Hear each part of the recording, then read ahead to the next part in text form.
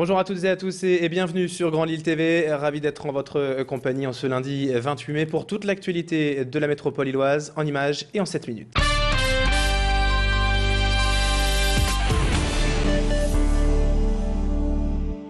Dans 2 semaines, vous serez appelés aux urnes pour les législatives. Chaque jour, nous dresserons le portrait et les enjeux d'une circonscription de la métropole. La deuxième du Nord comprend les cantons de Lille-Est, Villeneuve-d'Ascq Nord et Sud, ainsi que Lézenne, Mont-Saint-Barreul et Ronchin. Ici, François Hollande a recueilli plus de 60% des voix au deuxième tour des présidentielles. La bataille se joue donc plutôt à gauche entre Audrey Linkenheld du PS et Éric Quiquet d'Europe Écologie. La candidate socialiste dispose d'un soutien de taille, celui de Bernard de Rosier, député sortant PS qui ne se représente pas.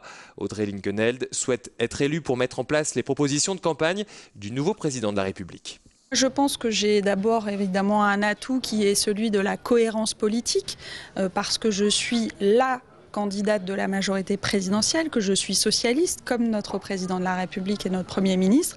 Et puis après, évidemment, j'ai des atouts aussi personnels, on va dire, liés à ce que je suis, à ce que je fais.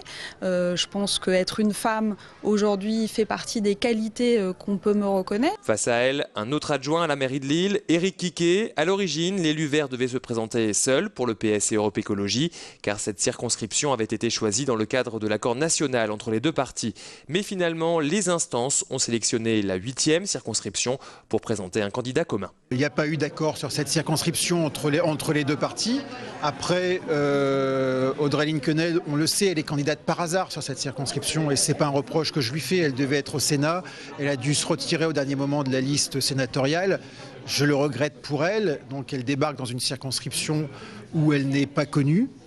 Voilà, donc moi je n'ai pas commenté ça, je le constate. Attention également au front de gauche qui laisse une belle place à la jeunesse en présentant Hugo Bernalicis. Le jeune homme de 22 ans croit en ses chances et souhaite surfer sur la vague initiée par Jean-Luc Mélenchon. Je pense qu'on a beaucoup plus qu'une chance. Ici sur la circonscription, on fait 15,45% au premier tour de l'élection présidentielle.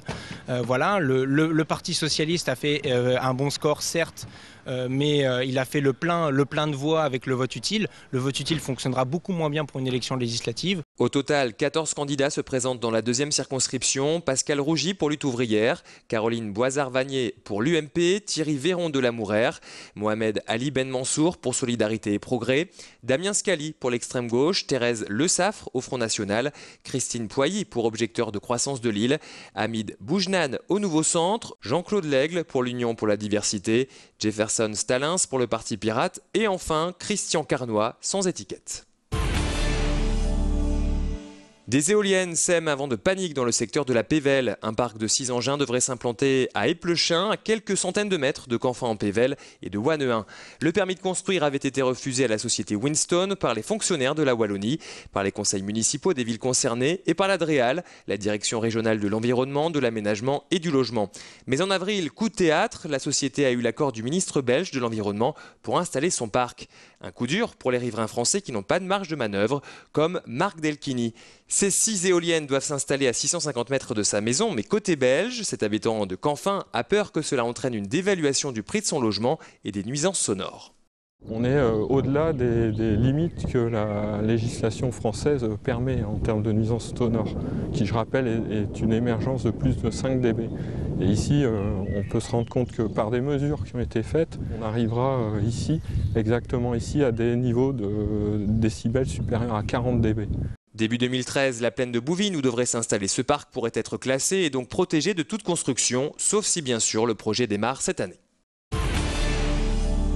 Aider les groupes de musique de Roubaix à se développer, c'est l'objectif de la Lascar Academy. Ici, pas de caméra qui filme les artistes 24 heures sur 24 comme à la télé, mais une association, Live, qui prend en charge la toute première promotion. Cours de technique vocale et d'écriture avec des professionnels, mise en place d'une stratégie de communication. Pendant 9 mois, 5 groupes bénéficient de perfectionnement dans de nombreux domaines, un vrai tremplin. On a besoin de technique puisqu'on a tout appris par nous-mêmes. Et voilà, ça nous permettrait d'avancer. Pour un peu plus nous professionnaliser.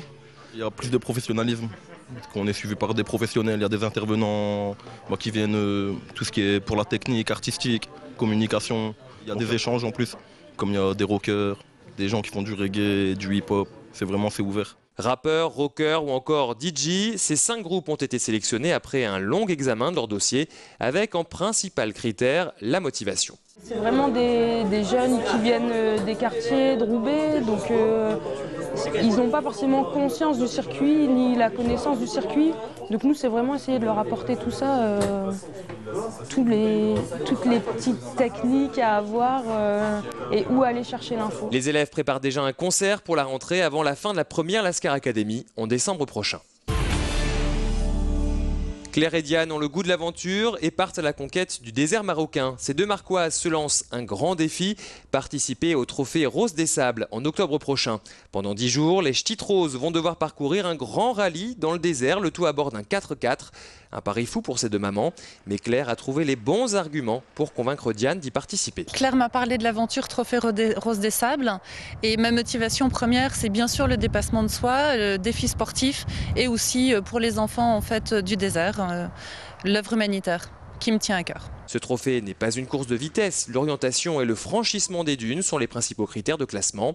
Autre aspect, la vocation humanitaire. Chaque équipe va ramener du matériel pour l'association Enfants du désert. Nous, notre mission, c'est de ramener au moins 50 kg de matériel scolaire, médical, jouets, en tout cas tout ce qui va permettre aux enfants qui sont reclus dans le désert de pouvoir profiter soit de l'aspect soins ou information pour le médical, mais également tout ce qui est éducation avec la construction de classes et d'écoles. Claire et Diane ont déjà trouvé 2 sponsors. Elles recherchent encore 5 000 € pour boucler leur budget et concrétiser leurs rêves.